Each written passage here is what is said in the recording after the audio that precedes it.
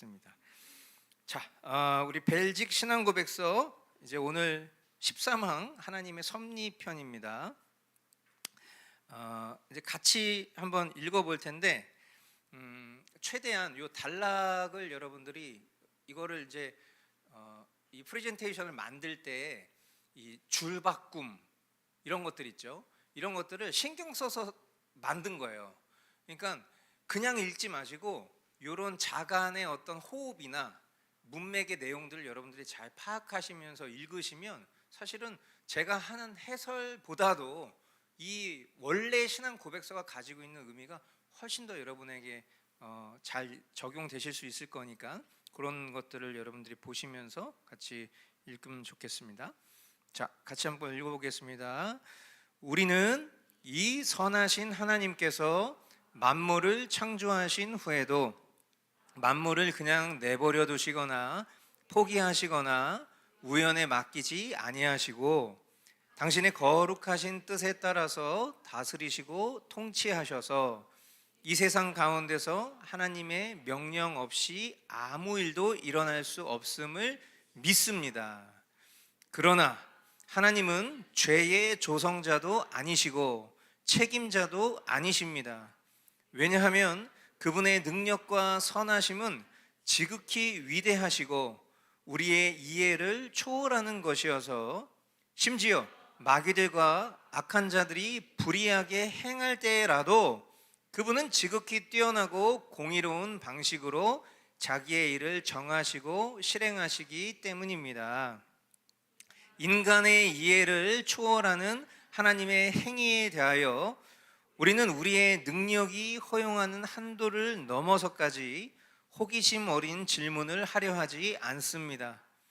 오히려 우리는 최대한의 겸손과 경외심으로 우리에게 감추어진 하나님의 공정한 판단을 찬양하면서 하나님께서 당신의 말씀에서 가르치신 모든 것을 배우고 이 말씀의 한계를 넘어서지 않는 그리스도의 학생이라는 사실로 만족해야 합니다. 이 교리는 우리들에게 말할 수 없는 위로를 주는데 왜냐하면 우리는 이 교리를 통해서 우리에게 우연히 일어나는 일은 아무것도 없고 오직 은혜로우신 우리 하늘 아버지의 지시에 따라서 일어난다는 것을 배우기 때문입니다.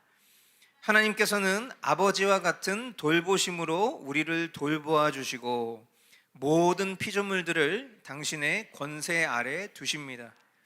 하나님의 능력 아래에서 하나님의 뜻 없이는 우리의 머리털 하나도 참새 한 마리도 땅에 떨어질 수 없습니다. 우리는 이 교리에서 확신을 갖게 됩니다. 하나님께서 마귀와 모든 원수들을 제압하고 계셔서 당신의 뜻과 허락 없이는 그들이 우리를 해칠 수 없다는 것을 알기 때문입니다. 그러므로 우리는 하나님께서 만물에 관심을 갖지 않으시고 우연에 맡겨두셨다고 말하는 에피쿠로스 학파의 가증스러운 오류를 배격합니다. 네. 자, 이제 오늘 우리가 다루게 될 주제는 이제 섭리라는 것입니다. 섭리. 우리가 섭리라는 단어 굉장히 많이 씁니다.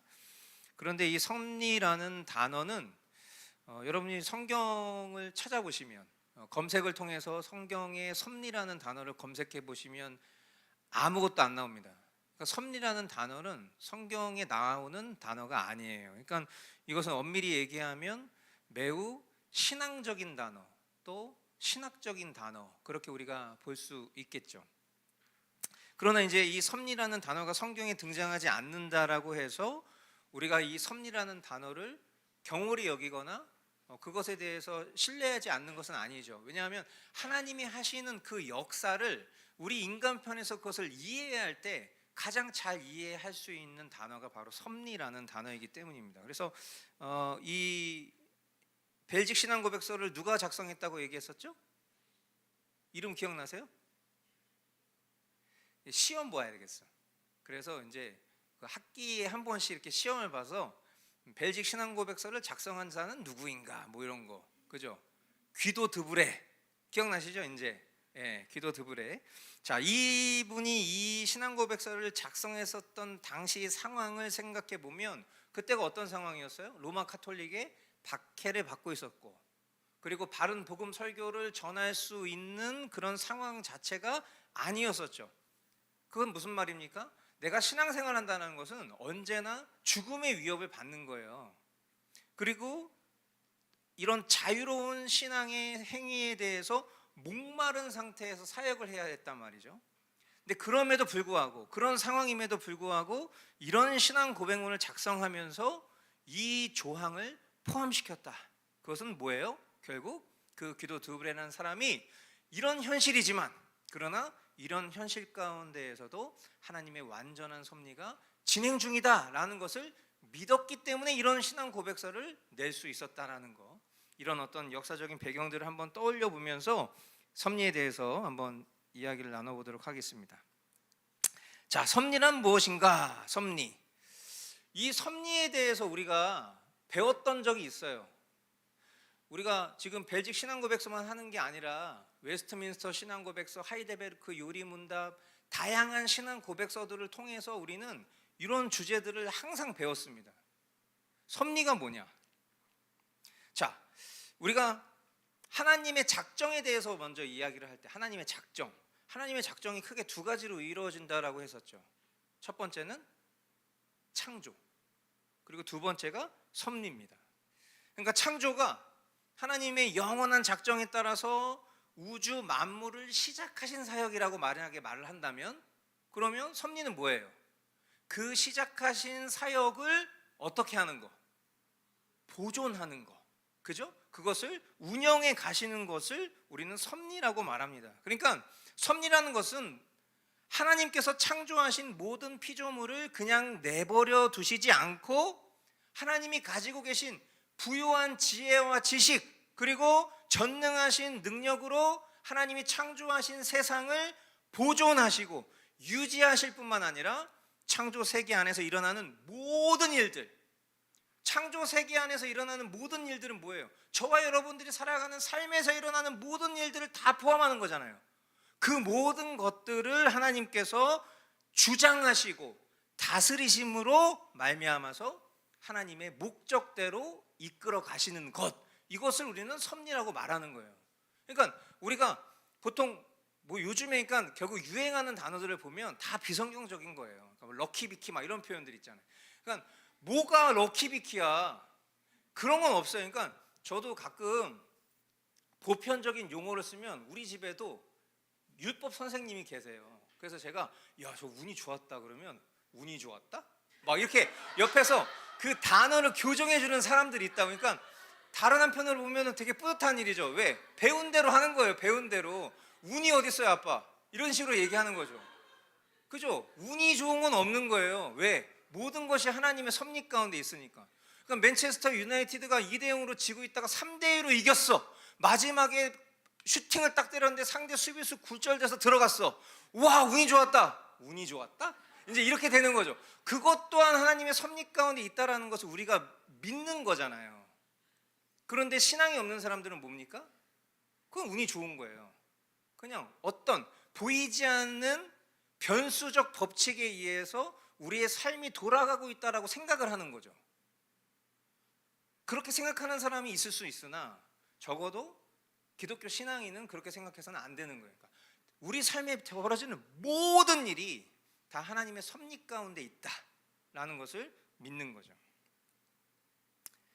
자, 섭리가 이제 의미하는 것들을 우리가 생각을 해볼 때 섭리에는 세 가지 요소가 있다고 정리할 수 있겠습니다. 첫 번째는 보존이고요. 두 번째는 통치, 세 번째는 협력입니다. 그런데 이걸 이제 우리가 어떻게 보면 철학적으로, 어떻게 보면 신학적으로 이것을 정리하기 위함이지 마치 이렇게 기계적으로 하나님의 섭리가 운영되고 있다 그렇게 생각해서는 안 될 것입니다. 자, 먼저 우리가 첫 번째로 보려고 하는 것은 보존입니다. 보존. 보존은 뭐냐?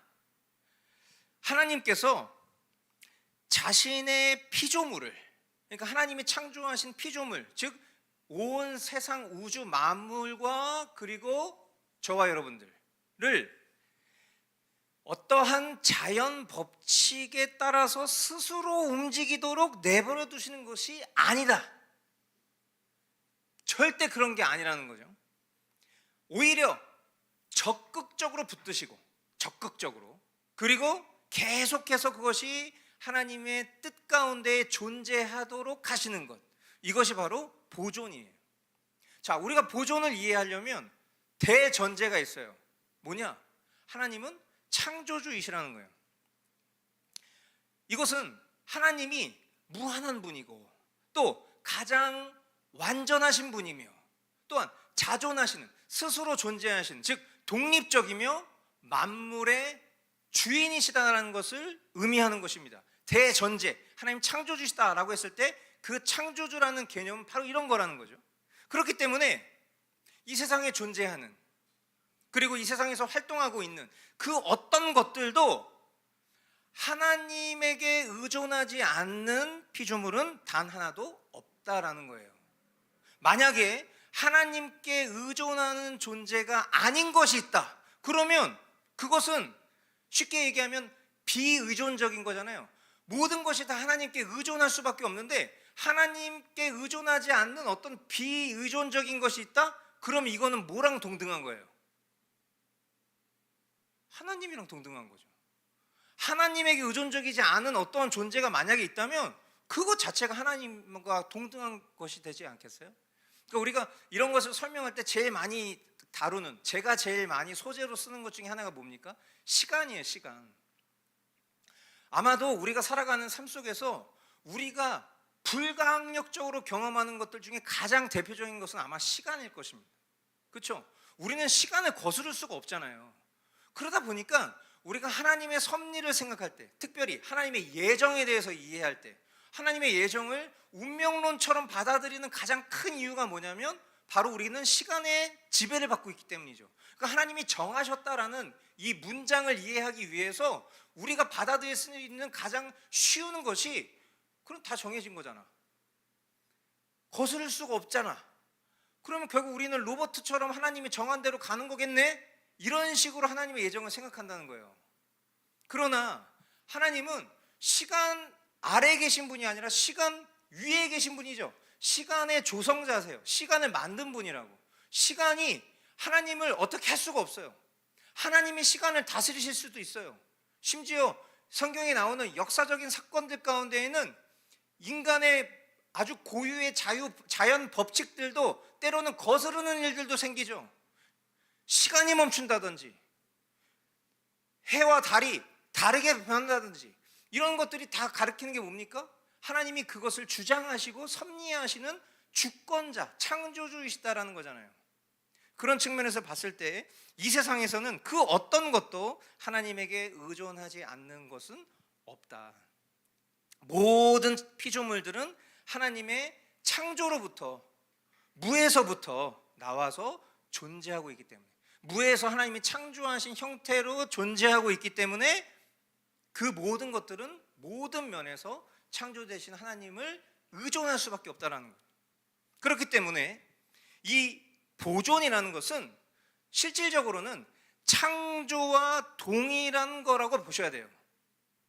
그러니까 창조 수준인 것이죠. 창조된 것이 끊임없이 하나님의 의존적인 섭리 가운데에서 보존되고 있기 때문에 창조와 동일한 것으로 우리는 이해할 수 있어야 된다는 거예요. 그만큼 능력이 동일하다. 창조하시고 보존하신 사이에 어떤 공백이 없어요. 하나님이 조시거나 하나님이 잠깐 내려놓으신 적이 없어요. 창조하신 이래로 지금까지 이 모든 것들이 보존되는 순간 가운데에서는 항상 다 하나님이 의존적일 수밖에 없다라는 거. 자, 그래서 히브리서 1장 3절 말씀, 그는 하나님의 영광의 강체시요 하나님의 본체대로의 모습입니다. 그는 자기의 능력 있는 말씀으로 만물을 어떻게 하시는 분입니다? 보존하시는 분이십니다. 그는 죄를 깨끗하게 하시고서 높은 곳에 계신 존엄하신 분의 오른쪽에 앉으셨습니다. 자, 예수님의 신성에 대한 히브리서 기자의 증거된 말씀이지만 여기서 하나님께서 하시는 주요 섭리의 내용이 담겨져 있는 것이죠. 그게 바로 보존이에요. 자, 그러니까 우리가 이 어떤 하나님의 어떤 섭리에 대해서 이해할 때 그것을 그 속에 담고 있는 의미들을 우리가 항상 우리 곱씹어서 마음속에 저장해 놓으려고 할 때 그때 이런 단어들을 우리가 잘 기억하고 있어야 돼요. 보존. 그냥 하나님 섭리하신다 라고 했을 때 그게 어떤 식으로 섭리가 되고 있는 거냐? 하나님이 창조하신 그 형태의 모습을 그대로 보존하시고 계신다라는 것을 여러분 다시 한번 이런 시간들을 통해서 정리하시면 좋겠어요. 자, 두 번째, 통치입니다. 통치. 통치는 하나님이 하나님의 뜻을 이루시기 위해서 만물을 다스리시는 것을 말합니다. 그러니까 우리가 보통 통치권 이렇게 얘기할 때 그게 말 그대로 다스리는 그 권한을 말하는 거잖아요. 그러니까 하나님이 온 우주 만물의 왕이시다라는 그런 개념을 말하고 있는 거겠죠. 자, 우리 인류 역사의 모든 전체적인 과정 속에 하나님의 통치에서 벗어난 것이 있다고 생각하십니까? 적어도 참된 그리스도인이라면 그렇게 생각하는 사람은 없겠죠. 그러나 아주 대표적인 철학자인 니체는 뭐라고 얘기했습니까? 신은 죽었다 이렇게 얘기했어요. 그러니까 신이 죽었다라는 것은 신이 창조주로서의 그 본연의 역할은 감당했었으나 그러나 이제 그 창조주로서의 이제 신은 죽었고 지금 인류의 역사는 사실상 자유 법칙에 의해서 보존되고 있는 상태다라는 것을 철학적인 용어로 말하는 것이겠죠. 그러나 우리는 그 의견에 절대로 동의하지 않습니다. 하나님의 주권적인 뜻과 그리고 하나님의 그 의지에 따라서 하나님의 그 의지에 하나님의 목적에 따라서 하나님께서 통치하시고 인도하신다라는 것을 우리는 믿어요.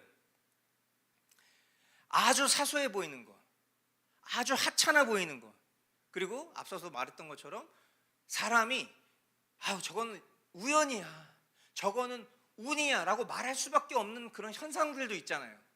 그랬을 때 그러한 것조차도 하나님의 다스림, 통치 아래에 있다라는 것을 우리는 믿습니다. 지성을 가지고 있거나 아니면 무의식적인 존재라든지 할 것 없이 모든 피조물들은 다 하나님의 다스림 아래에 있다. 모든 피조물. 그러니까 우리가 생명체라고 말하는 것 외에도 다 하나님의 다스림 안에 있다는 것을 믿는다라는 거예요. 성경은 하나님이 우리의 왕이시다라는 것을 통해서 하나님의 통치를 설명합니다. 그러니까 방식이 어떤 식이냐면 하나님이 왕이라는 것을 말하면서 이 통치의 방식을 설명한다는 거예요. 그래서 하나님은 먼저는 구약 성경을 통해서 이스라엘의 왕 되심을 드러내십니다. 그러나 하나님이 그 이스라엘 백성들로 하여금 하나님이 이스라엘만의 왕이 아니라 온 우주 만물의 왕이시라는 것을 드러내시죠. 그래서 우리는 그것을 통해서 결국 하나님이 온 우주의 왕이시다는 것을 믿게 된 거예요. 하나님께서 천지 만물을 다스리십니다. 그리고 하나님의 그 통치에서 벗어난 존재가 없도록 하십니다. 가장 대표적인 말씀 중에 하나, 시편 103편 19절 말씀. 주님은 그 보좌를 하늘에 든든히 세우시고 그의 나라는 만유를 통치하신다. 제가 원래 올해는 개역개정 성경으로 돌아가려고 했었어요.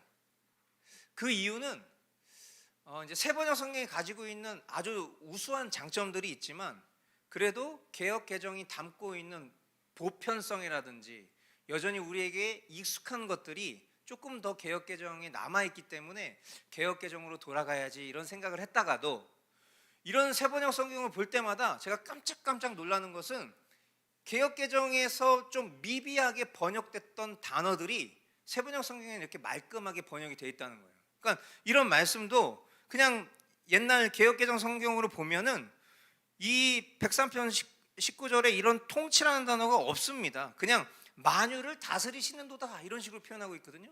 그런데 정확하게 통치라는 단어, 아까 히브리서 1장 3절도 마찬가지죠. 보존이라는 단어, 이런 것들을 아주 명확하게, 그러니까 합의된 신학적인 용어들을 잘 표현하고 있는 거예요. 그러니까 이런 측면에서 이 세번역 성경이 갖고 있는 우수성이 이렇게 드러나는 거죠. 자, 하나님께서 통치하신다라는 것을 우리가 생각할 때 몇 가지 기억해야 될 중요한 것들이 있습니다. 그게 뭐냐면, 먼저는 이 통치가 우주의 왕이신 하나님의 통치라는 것입니다. 최근에는 많은 사람들이요, 왕이신 하나님이라는 이 개념을 어떤 구약적인 개념 또는 굉장히 낡고 진부한 것으로 간주하는 경향이 있어요. 그래서 이 개념을 어떤 신약적인 아버지 하나님의 개념으로 바꾸고 있습니다. 이게 무슨 말인지 아시겠어요? 하나님의 어떤 주권적인 통치를 말할 때 왕으로서의 통치의 개념을 아버지의 사랑으로 치환해서 생각하는 경향이 있다는 거예요. 둘 다 나쁜 건 아니죠. 둘 다 틀린 건 아니에요. 그런데 여러분 생각해 보세요. 먼저는 우리에게 있어서 하나님은 왕으로서 존재하시는 분이에요.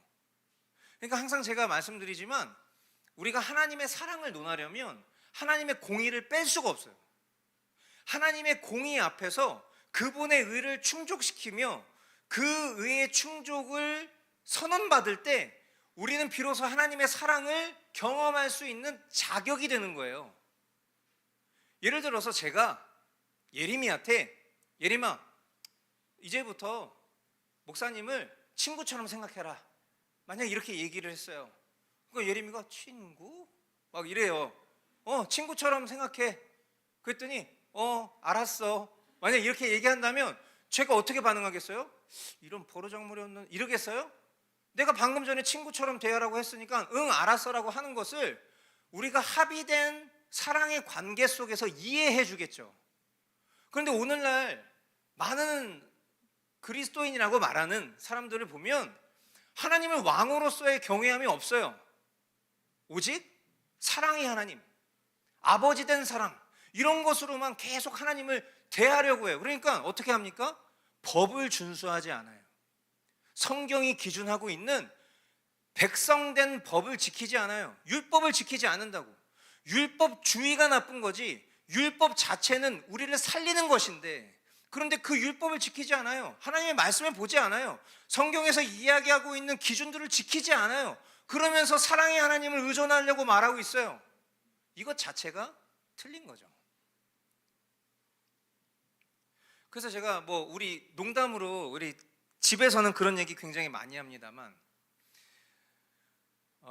어떤 찬양을 만드는 사람들 중에는 하나님을 굳이 그런 단어를 쓰지 않아도 되는데 당신이라는 단어로 자꾸 치환해서 쓰려는 경향들이 있어요.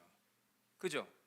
그래서 제가 이 찬양은 그 말씀의 주제상 부를 수밖에 없는데 선곡하기 주저되는 그런 찬양들이 있어요. 그러니까 예를 들면, 내가 예수를, 당신을 못 박았습니다. 굳이 당신이라는 단어를 쓸 이유가 없잖아요. 우리가 외국인입니까? 우리가 영어로는 하나님을 you라고 표현할 수 있죠. 그러나 우리는 하나님을 쓰는 자리에 가장 좋은 단어를 선택해야 됩니다. 그러니까 당신이라는 단어를 주님으로만 바꿔도 상관이 없어요.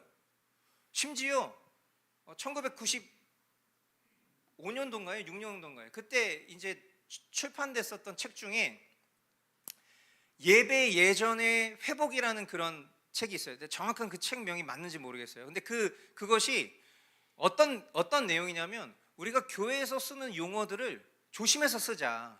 그래서 우리가 잘못 쓰고 있는 단어들을 이런 단어로 써야 된다라고 하면서 그것이 굉장히 교회의 어떤 그 신앙생활에 있어서 바른 지표를 제시해 줬었던 적이 있어요. 그리고 저도 이제 그 책을 쓰신 교수님을 학부에 들어갔을 때 감사하게 그 교수님한테 배우게 돼서 저도 굉장히 새롭게 많이 깨달은 내용들이 있고, 제가 찬양을 쓸 때라든지 또는 번역을 할 때라든지 그때도 항상 그 음절에 맞춰서 최대한 경의어를 쓰기 위해서 노력을 하는 그런 순간들이 있거든요.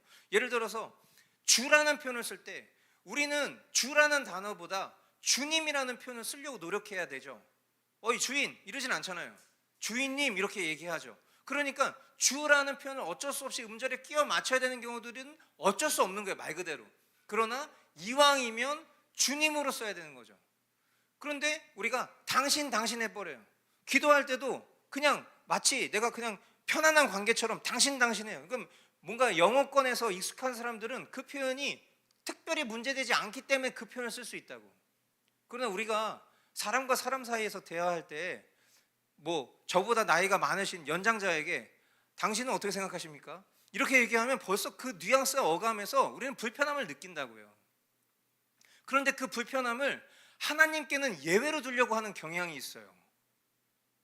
그래서 보통 찬양에 당신이라는 단어가 많이 들어가 있는 곡을 쓴 사람이나 찬양팀을 보면 그 팀이 가지고 있는 습성이 잘 드러납니다. 한번 여러분들 심심하시면 찾아보세요. 당신이라는 단어를 주로 많이 쓰는 찬양팀들은 굉장히 그런 면, 그러니까 즉 왕으로서의 하나님보다 아버지로서의 하나님, 어떤 사랑의 대상으로 생각하려는 경향성이 굉장히 크고, 그리고 그것은 당연히 인본주의적인 경향이 아주 진한 그런 색채를 가지고 있다는 것을 보시게 될 거예요. 그러니까 이런 얘기를 하면 벌써 저거 너무 구약적이야, 너무 낡고 진부한 것이야, 그렇게 여러분이 생각하시는 분들이 혹 있을지 모르겠지만, 그러나 우리는 한쪽으로 치우쳐서 우리가 원하는 것만을 받아들이려고 해서는 안 돼요. 그러니까 신앙생활은 내 뜻대로 하는 게 아니에요. 우리가 신앙하는 하나님 중심적으로 신앙하는 거지, 하나님 날 사랑하시니까 내 뜻대로 해도 하나님은 날 사랑하시니까 계속 여기서 돌고 하는 그런 신앙생활을 한다면 그 사람은 결국 하나님이 바라고 원하시는 뜻대로 살지 못하게 됩니다. 이것은 진리에 가깝습니다. 우리가 분명히 해야 될 것은 무엇이냐? 하나님은 하늘과 땅의 모든 권세의 근원이시고 왕 중의 왕이시고 또 만주의 주인이시다라는 것을 꼭 기억하실 수 있게 되길 바랍니다. 자, 세 번째, 협력입니다. 협력. 자, 하나님 협력의 사역이라는 건 뭐냐? 하나님의 영원하신 작정의 계획을 이루어 가심에 있어서 이미 주어진 자연 법칙이나 인간의 능력과 의지 등의 모든 2차적인 요소들을 활용하시고 또 이것들과 협력하심으로 예정된 모든 일들을 정확하게 실행하시는 것. 이 말이 좀 어려울 수 있는데 이 말은 간단하게 얘기하면 이런 거예요. 우리가 우리 인간에게 있어서 부여된 그런 하나님이 우리에게 허락하신 것 중에 가장 하나님의 능력과 뭔가 좀 대치점에 이르러서 신학적인 논쟁에 늘 대두되고 있는 그게 뭡니까?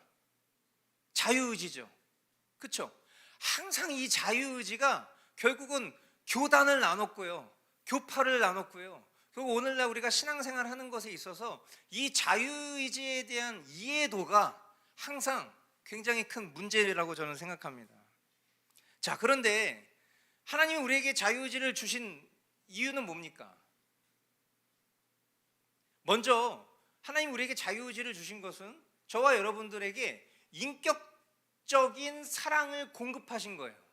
그렇죠? 우리가 만약에 로봇이라면, 우리가 만약에 어떤 기계적으로 작용하는 존재라면 하나님을 사랑해야만 하는 그런 기계적인 반응을 해야 되는 존재라면 그 사랑은 참일 수가 없잖아요.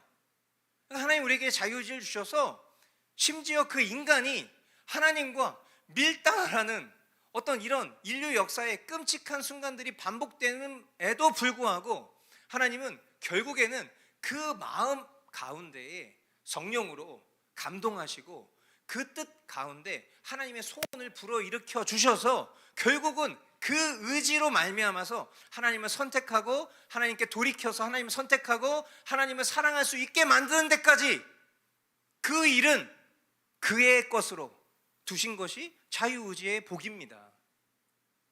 그런데 우리가 항상 생각을 해보면 우리의 자유로운 선택, 이 자유로운 선택의 방향성은 항상 어떤 식이죠?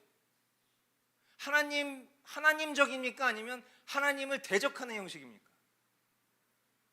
대부분은 우리가 관찰해 봤잖아요. 복음훈련 해보신 분들 관찰해 봤잖아요. 우리가 스스로 선택하는 의지들의 대부분은 다 하나님을 기쁘시게 하는 것보다는 하나님을 마음 아프게 하거나 하나님을 대적하는 형태의 것들을 우리는 늘 선택해 왔습니다. 그렇죠?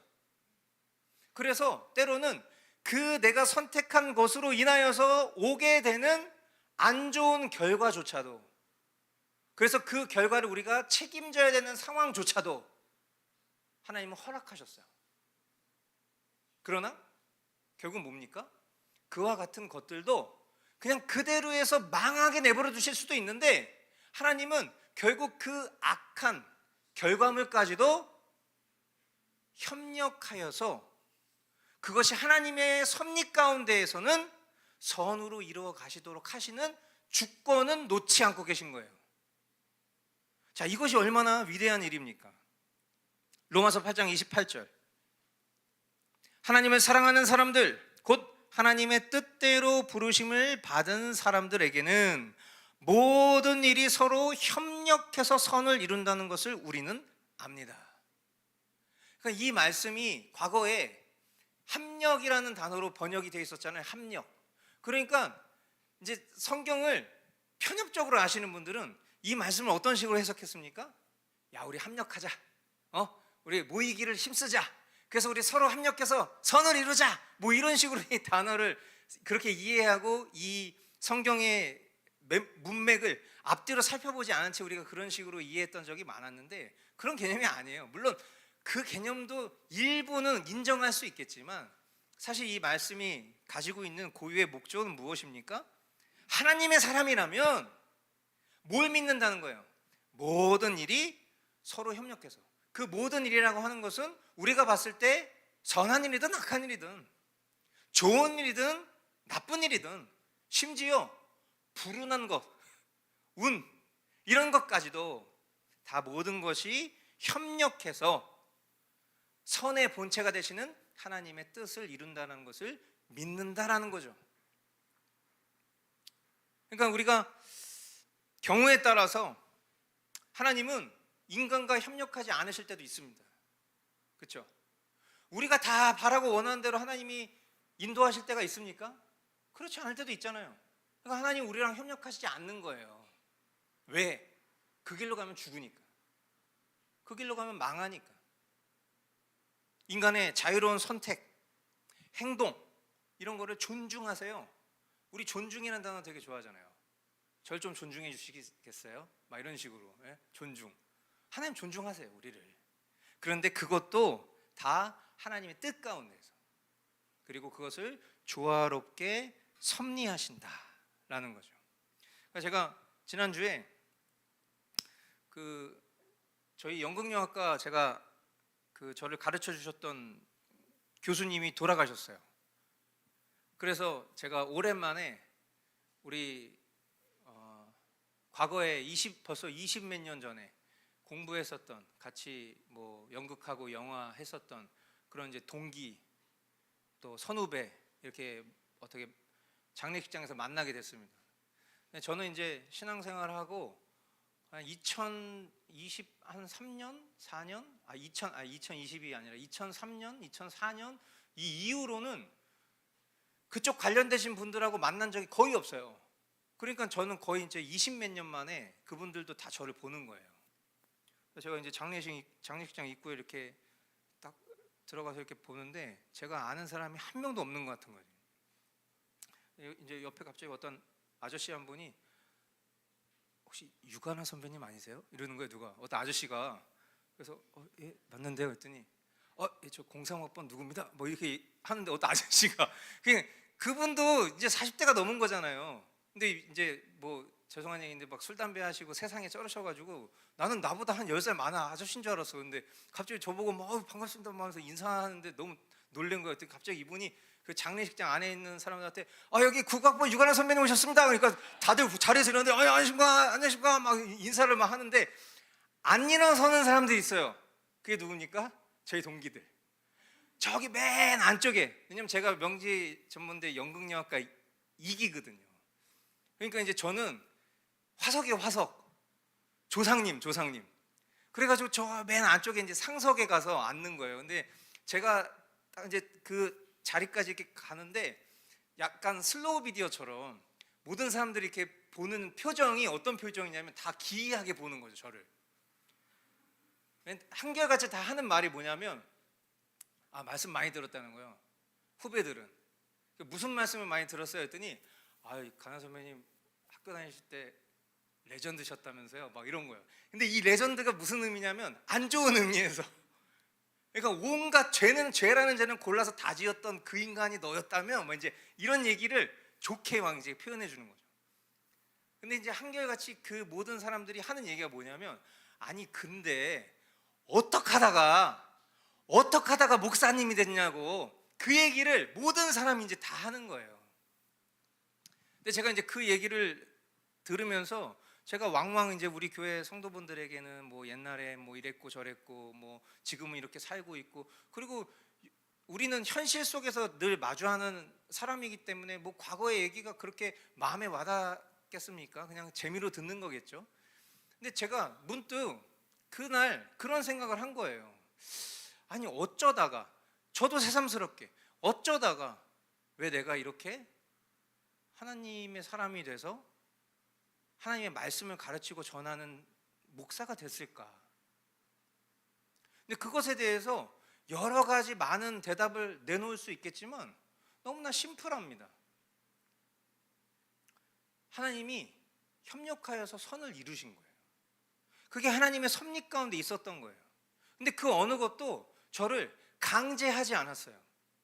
그죠? 하나님이 저의 삶을, 그 속에서의 선택을, 그 속에서의 저의 생각과 마음을 주장하셨고, 저는 그것에 이끌림을 받은 거죠. 그러니까 다 저에게 물어보는 게, 도대체 뭐가 계기였어? 아니 너 도대체 어떻게 됐던 거야? 언젠가부터 왜 연락이 안 됐던 거야? 뭐 무슨 사건이 있었던 거야? 다 물어보는데 그런 거 하나도 없었거든. 그러니까 이런 것이죠, 하나님의 섭리라는 게. 그러니까 저와 여러분도 마찬가지예요. 그러니까 우리가 살아왔었던 삶의 발자취를 거슬러서 돌아봤을 때 그 속에 주님이 역사하셨던 흔적들을 우리가 경험하고 볼 수 있다면 그 사람은 중생한 사람일 가능성이 높은 거죠. 거듭난 사람일 가능성이 높은 거예요. 이 증거를 통해서 우리가 앞으로 내가 구원받은 사람이라는 어느 정도의 자기 확신을 가질 수 있는 증거가 되는 거예요. 그러니까 여러분 항상 우리의 삶을 돌아보셔야 돼요. 내가 과연 잘 믿고 있나? 내 삶에 그에 합당한 하나님의 흔적들이 보이고 있는가? 과거에는 나 옛날에는요 교회에서 이렇게 살았어요. 저 옛날에는요 무슨 교회에서 회장도 했어요. 저 옛날에는요 성가대도 했어요. 저 옛날에는 찬양팀도 했고요, 마을장도 했고요, 목자도 했어요. 그 옛날 얘기는 그만해야 돼. 그 흔적이 점점 빌드업 되어서 오늘의 내가 하나님과 인격적인 분명한 관계가 있을 때에 우리는 하나님의 섭리를 말할 수 있어요. 그러나 만약 그렇지 않다면 그 사람은 부복해야 됩니다. 오늘 주님 앞에 그 기회를 달라고 구해야 돼. 그동안 내가 종교인으로 살았을 수도 있어요. 그러나 오늘부터는 종교인 그만 신앙인으로 살 수 있도록, 믿는 자가 될 수 있도록, 하나님의 주권 가운데 붙들림 받은 심령이 될 수 있도록 여러분들 기도하실 수 있게 되길 바라요. 자, 섭리 교리에 대한 도전에 대해서 이야기하겠습니다. 자, 아까 그 벨기에 신앙고백 14막 맨 마지막 문장에 보면 그런 표현이 나왔어요. 갑자기 생뚱맞게 에피쿠로스 학파의 가증스러운 오류, 이렇게 말했습니다. 여러분이 읽으시면서도 뭐야 갑자기 이 에피쿠로스는 뭐야, 이렇게 이제 생각하셨을 텐데요. 이 에피쿠로스 학파라는, 그러니까 당대의, 그러니까 쉽게 얘기하면 그 시대의 어떤 지식적 트렌드의 경향성을 가장 크게 가지고 있었던, 영향력을 가지고 있었던 학파라고 보시면 되는데, 그때 당시에 가장 대표적인 학파가 어떤 학파였냐면 우리가 옛날 역사 시간에도 배웠던 스토아 학파 들어보셨죠? 스토아 철학. 그 시대와 같은 시대에 굉장히 트렌디했었던 학파입니다. 그래서 이 에피쿠로스 학파라는 사람들은 어떤 사람들이냐? 제가 거기도 기록을 했지만 개인적인 행복을 위해 쾌락을 추구하는 것을 강조했고, 이를 위해서 정신적 안정이 필요하다고 주장했었던 사람들. 그래서 이 사람들은 신적인 존재를 믿기는 했지만 그 신들이 인간의 삶에 관여하지 않는다라고 주장한 사람들입니다.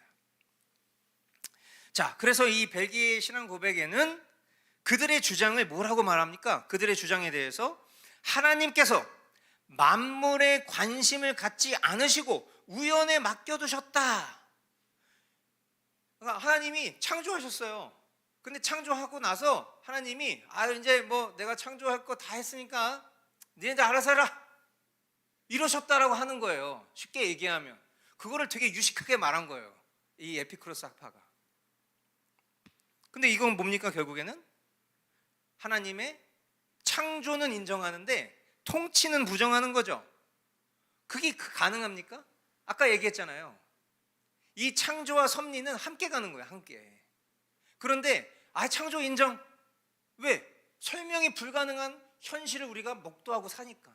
야, 이게 어떻게 이렇게 만들어졌지? 야, 대단한 일이다. 이걸 아무리 우리가 노력하려고 해도, 이걸 아무리 어떤 과학적으로 설명하려고 해도 내가 지금 눈으로 보는 것이 믿는 것이기 때문에, 야, 이 세상을 창조한 창조주가 있다는 거, 신이 있다는 거, 오케이, 그거 인정.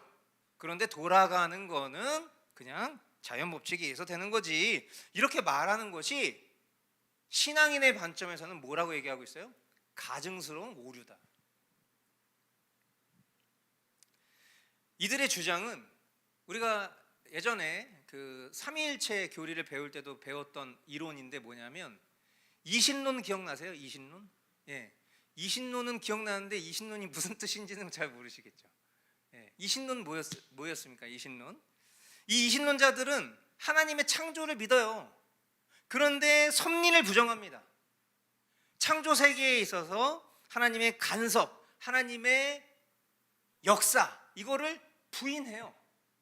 똑같은 개념이죠. 창조는 인정하는데 섭리는 인정하지 않는 거예요. 창조자는 존재하는데 그 창조자가 세상과 무관하게 떨어져 있다.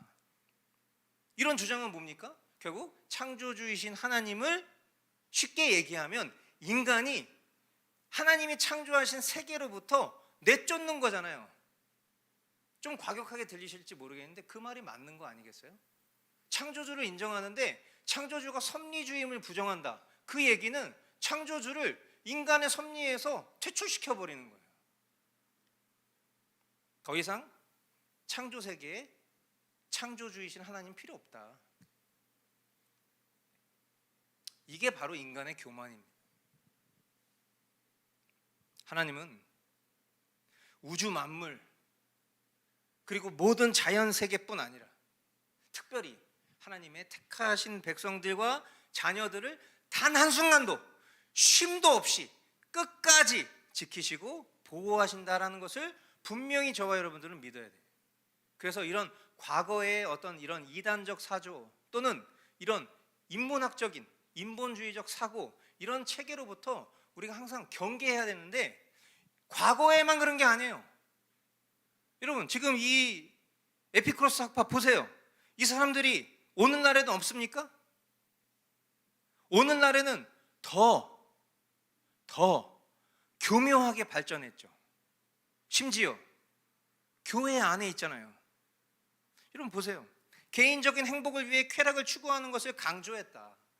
여러분, 오늘날 교회에서 이런 사상을 심어주는 사람들이 얼마나 많습니까? 개인적인 행복을 추구하는 것이 곧 나의 행복이 하나님이 기뻐하시는 거야. 왜? 하나님 날 사랑하시니까. 그러니까 내 멋대로 해도 하나님은 그걸 용납해 주셔. 이렇게 가르치잖아요.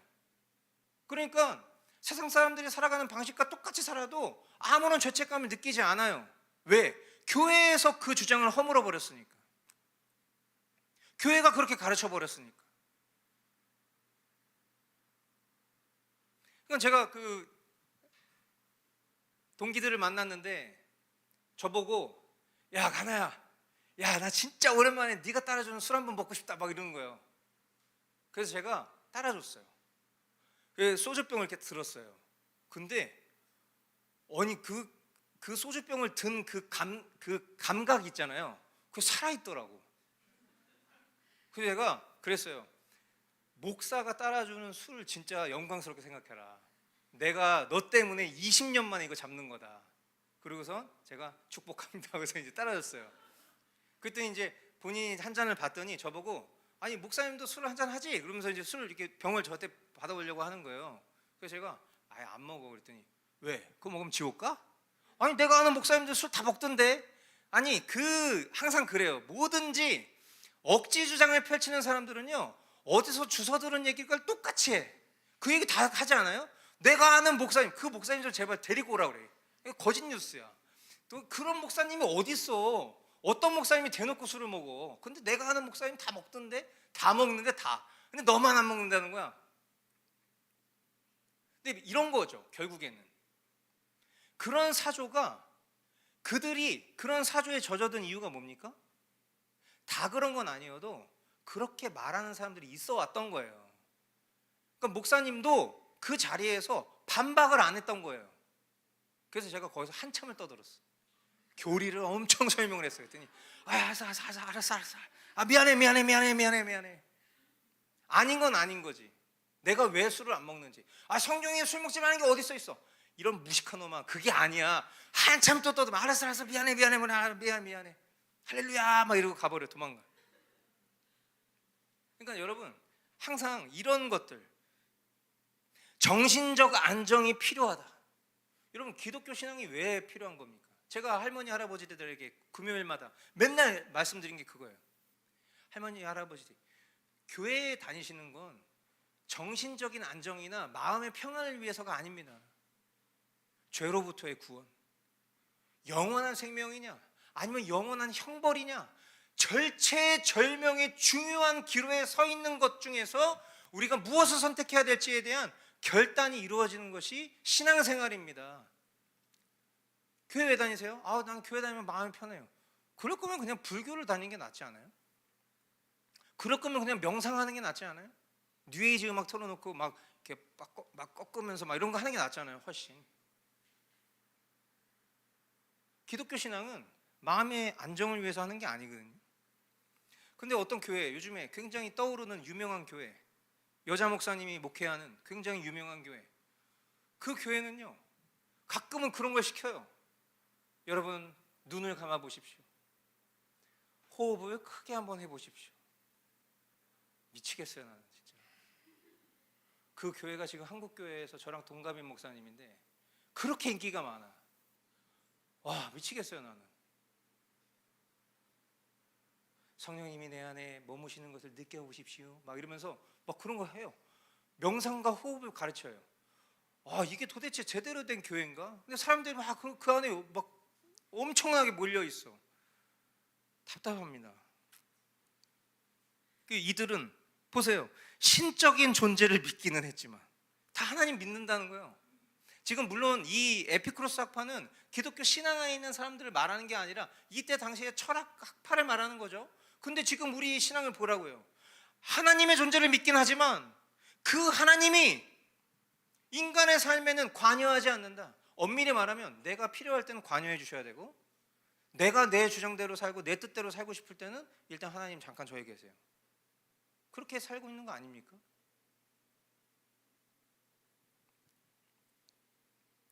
이런 도전들이 굉장히 우리의 삶 가운데 있어요.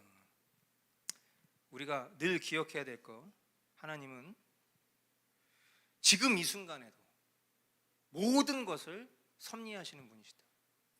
그 어떤 것도 하나님의 그 주권 안에 있지 않는 것이 없다. 저와 여러분들의 삶과 우리의 생각과 우리의 마음과 우리의 지식과 모든 것들이 발동되는 그 순간에도 하나님은 그 모든 것 가운데 함께하고 계신다는 거, 여러분 꼭 기억하실 수 있게 되길 바라요.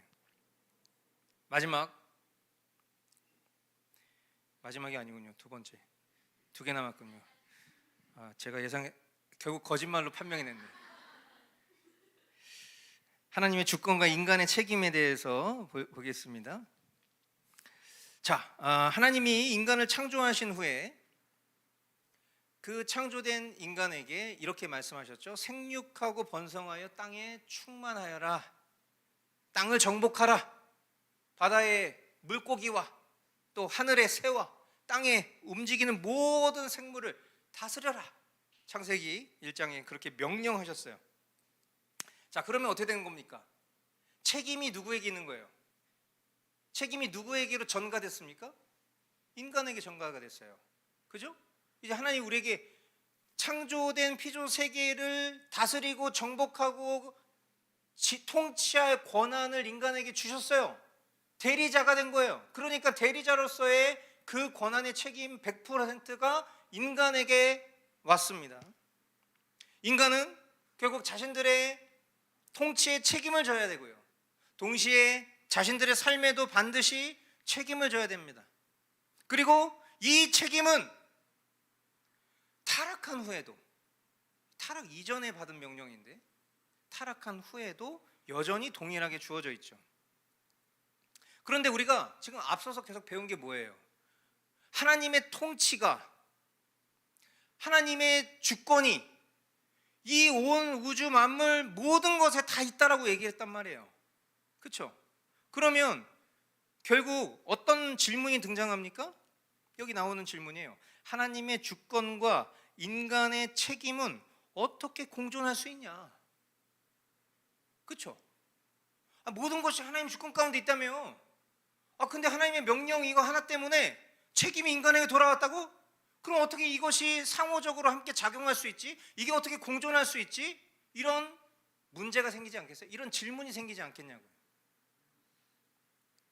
근데 우리가 오해하지 말아야 될 게 뭐냐면, 이거 되게 중요한 겁니다. 아까도 제가 어렴풋이 얘기했었던 부분이긴 한데, 인간의 자유를 부정하는 개념으로 이해해서는 안 돼요.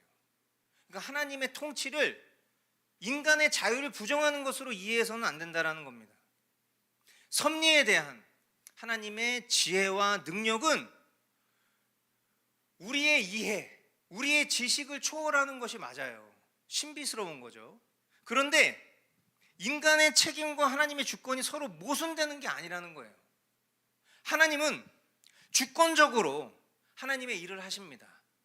근데 동시에 인간 또한 열심히 우리의 삶에 충실해야 됩니다. 그래서 성경은 하나님께서 하나님의 뜻을 이루실 것이다 이렇게 말하지만 동시에 우리에게 뭘 또 말하고 있어요? 기도해라, 전도해라, 순종해라. 이걸 계속 가르쳐주고 있어요. 그러니까 제가 예전에 우리 광교 예배당에 있을 때 복음 집회할 때 어떤 한 자매님이, 모르는 자매님인데 복음 집회 오셨던 자매님인데, 그 자매님이 집에 돌아가는 길목에 저에게 오늘 말씀 잘 들었어요.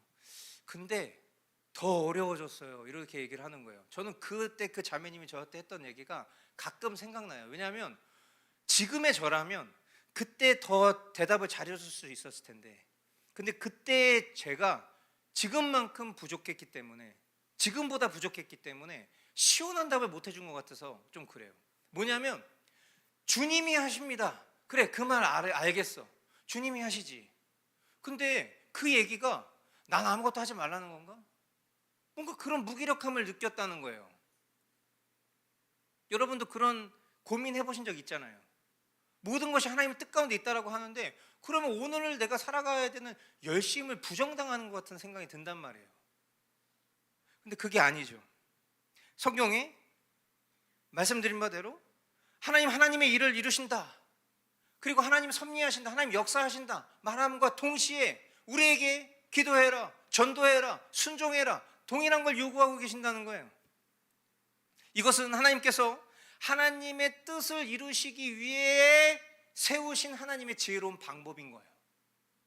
하나님의 뜻을 이루어 가시는 방법인 거예요. 이게 하나님의 주권만을 강조하고 인간의 책임에 대해서 소홀히 여기는 사람들은요, 결국 어떻게 되냐면요, 자신의 모든 책임을 하나님한테 떠넘기게 됩니다. 하나님, 왜 저를 이 지경으로 만드셨죠? 왜 하나님 저를 왜 버리셨죠? 왜 하나님 저를 사랑하지 않으시죠? 모든 책임, 다 하나님한테 떠넘겨요. 왜? 그냥 될 대로 되라지, 주님이 하십니다, 이렇게 살았으니까. 자신이 해야 될 역할을 최선을 다해서 하지 않았어요. 그러나 그런 생각은요, 자신들의 어떤 허물에 대한 책임을 하나님께 전가하는 것입니다. 그것을 가장 잘 보여주는 사건이 뭐예요? 에덴 동산이죠. 하나님께서 선악과를 만들지 않으셨다면, 아니 왜 선악과를 만들어 가지고 왜 선악과를 만든 거야? 그 선악과 안 만들었으면은 선악과를 먹을 일도 없었을 거 아니야. 이런 식으로 생각하는 거예요. 그래서 이 벨기에 신앙 고백은 뭐라고 얘기하고 있어요? 하나님은 죄의 조성자도 아니시고 책임자도 아니십니다 라고 분명히 고백하고 있어요. 또한 야고보서 1장 13절, 제가 거기에 기록하지는 않았습니다. 사람이 시험을 받을 때에 내가 하나님께 시험을 받는다 하지 말지니 하나님은 악에게 시험을 받지도 아니하시고 친히 아무도 시험하지 아니하시느니라. 그래서 우리가 항상 이런 걸 얘기할 때 테스트와 템테이션으로 구분해야 된다고 늘 말씀드렸어요. 그렇죠? 죄에 대한 유혹이냐, 아니면 하나님이 우리의 믿음을 강하게 하시기 위한 시험이냐. 엄밀히 말하면 여기서 말하는 시험하지 않는다라는 개념은 템테이션 하지 않는다는 거예요. 죄로 빠지게 하는 것들을 갖다 놓고 이 녀석 이거 죄에 빠지나 안 빠지나 한번 지켜보자. 하나님 절대 그런 분이 아니라는 거예요. 우리에게 가장 좋은 것 주시기 원하시는 분이라는 거, 여러분 그거 우리가 믿잖아요. 그래서 우리가 어떤 섭리의 신앙을 믿는다라는 거, 그것은 선하신 하나님께서 모든 일에 있어서 선하게 우리를 인도하실 것이라는 것을 믿는 거예요. 그리고 그것을 믿는 사람들이라면 당연히 하나님께 맡기며 당연히 하나님을 의지하며 나아가지만 동시에 자신들이 해야 될 신자의 본분, 이게 뭐예요? 신자의 본분이 뭐예요? 말씀과 기도, 그리고 조금 더 확장해 본다면 전도, 이런 것들을 우리가 충성을 다하는 거죠. 그래서 섭리의 요소에는 하나님의 보존, 통치가 있지만 또 인간을, 저와 여러분들을 제2차적인 요소로 사용하시는 뭐도 있다? 협력도 있다. 항상 여러분들 이걸 기억하실 수 있게 되길 바라요. 자, 마지막으로 하나님의 섭리와 미로, 간단합니다. 자, 이 섭리 교리를 믿는 사람들에게 무슨 유익이 있냐? 저와 여러분들에게 이 섭리 교리가, 이 하나님의 섭리 교리가 무슨 유익을 주냐? 벨기에 신앙 고백이 이렇게 정리하고 있어요. 이 교리는 우리들에게 말할 수 없는 위로를 주는데, 왜냐하면 우리는 이 교리를 통해서 우리에게 우연히 일어나는 일은 아무것도 없고 오직 은혜로우신 우리 하늘 아버지의 지시에 따라서 일어난다는 것을 배우기 때문입니다. 너무나 감사한 거죠. 결국 우리가 섭리를 믿는다는 것은 우리의 삶에서 놓여진 여러 가지 많은 걱정과 근심을 제거해 주는 거예요. 그러니까 만약에 우리가 신앙생활 하는데 걱정과 근심이 많아요. 그럼 그 얘기는 무슨 얘기예요? 아직까지 하나님의 섭리를 완전히 믿지 못한다라는 증거죠. 신앙생활을 하면 할수록 마음의 평안을 얻는다, 그 얘기는 무슨 말이에요? 점점 하나님의 섭리를 믿어가고 있는 건 거예요. 완벽한 사람은 없겠죠. 걱정 없는 사람이 어디 있겠습니까? 근심 없는 사람이 어디 있겠어요? 그러나 하나님의 섭리를 믿는다면 우리 삶 속에 일어나는 모든 일들이 하나님의 뜻 가운데 있고, 그리고 그것이 지금 현 시간 관점에서 내가 그것을 봤을 때 이 일이 나에게 되게 불행한 일 같고 우리에게 굉장히 불운한 일처럼 여겨지지만, 그러나 장차 이 모든 것들은 협력하여서 하나님의 선한 뜻을 이루실 것이다 라는 것을 믿는 과정 속에서, 그렇다면 오늘 내가 해야 될 순종은 뭘까? 오늘 내가 취해야 될 것은 무엇일까? 그것을 붙들고 살아가는 사람이 바른 신앙인이에요. 그게 바로 개혁 신앙인이에요.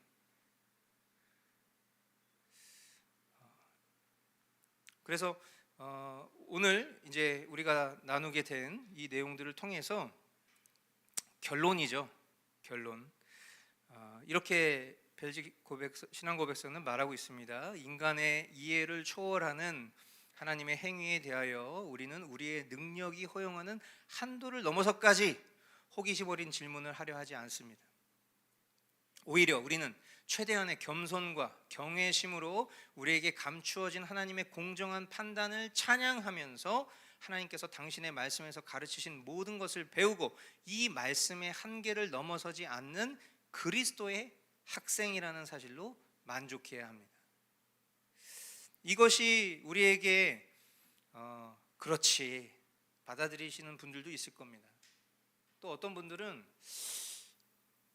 이렇게 생각하실 수도 있어요.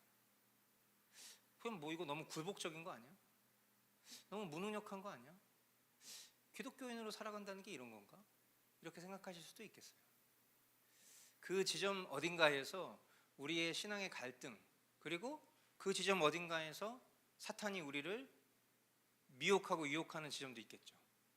하나님의 왕되심을 훼손하려고 하는 경우도 있겠죠. 우리의 주권을 더 강화시키려고 하는 것들도 있겠죠. 그리고 또 그 속에서 치열하게 우리 자신을 겸비하고 낮춰서 하나님의 선하신 뜻에 복종하려고 하는 우리 안에 계신 성령님의 열심도 있겠죠. 그러한 디자이어, 그러한 갈망이 항상 우리의 신앙 가운데 충돌하고 있고, 결국 그 속에서 우리가 붙들고 나아갈 수 있는 유일한 힘은 나로 일어나는 것이 아니라 하나님의 말씀과 기도로 거룩하여지는 것입니다. 그래서 오늘 지은 자매가 기도했을 때 제가 새삼 이 기도 너무 괜찮다 생각했던 것 중에 하나가 결국 그거죠. 우리의 삶에서 더 이상 머물러 있지 않고 주님 말씀과 기도로 신실하게 나아가기를 간구하는 거.